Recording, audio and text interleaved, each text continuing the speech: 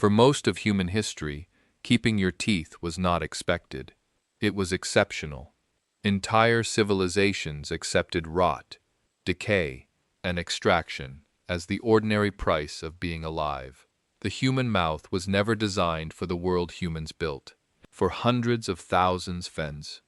For years, early diets of raw meat, fibrous plants, and coarse grains provided a natural abrasion that kept teeth relatively clean.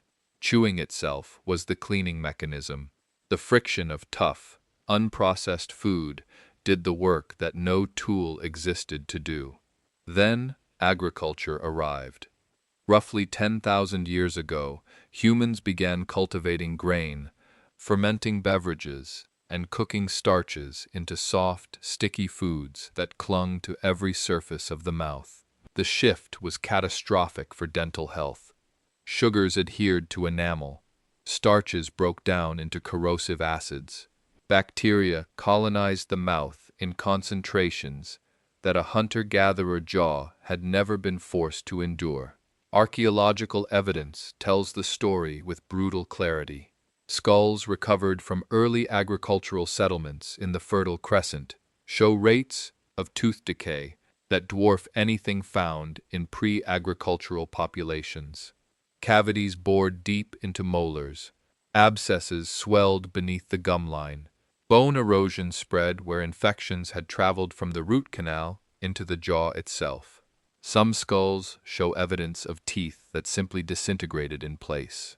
The mouth had become a hostile environment, and for thousands of years, humanity had almost nothing to fight back with. Almost nothing, but not quite nothing. The earliest known oral hygiene tool dates back roughly 5,000 years. In ancient Babylonia, people chewed the frayed ends of twigs from the Salvadora persica tree, known today as the miswak. The fibers splayed into a crude brush shape. The wood itself contained natural antiseptic and antibacterial compounds. It worked, modestly, imperfectly, but measurably better than nothing. The practice spread across the ancient world in dozens of forms. Egyptians used a paste of crushed eggshells, ox hoof ash, and pumice, applied with their fingers or rough linen cloth. Greek physicians, including Hippocrates, recommended wiping the gums with balls of raw wool dipped in honey and rosewater. Roman aristocrats employed slaves specifically tasked with cleaning their masters' teeth using powdered bone, oyster shell, and bark.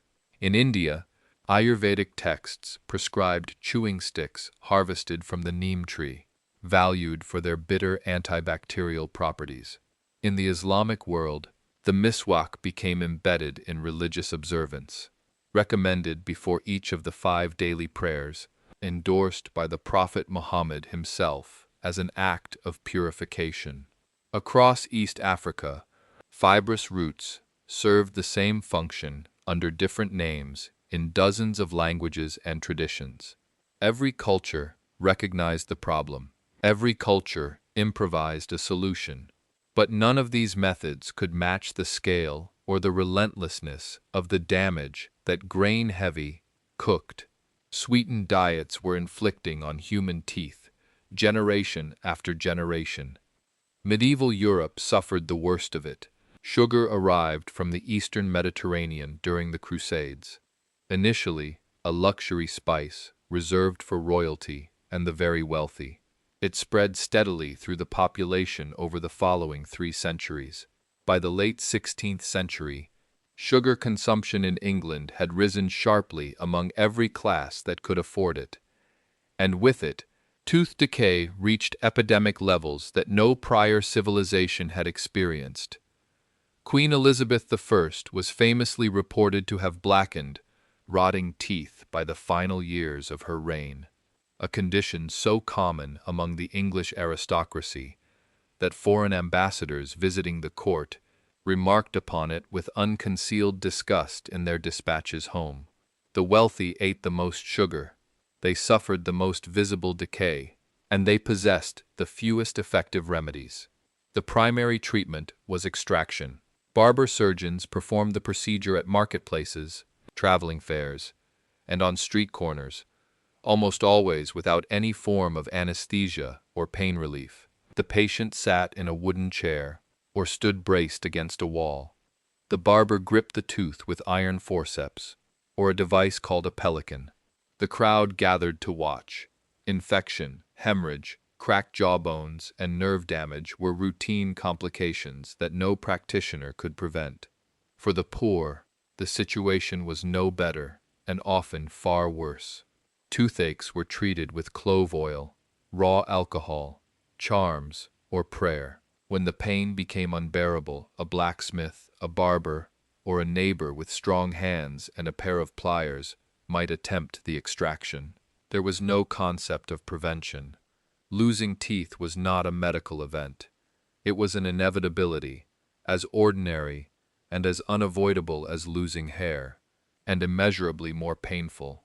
By the 17th century, the average European adult could expect to lose the majority of their teeth before the age of 50. Many lost them far sooner. Dentures carved from ivory, hippopotamus bone, or seasoned wood were available to the wealthy who could commission them. For everyone else, there was simply absence, sunken cheeks, collapsed bites, altered speech, and soft diets for the remainder of their lives.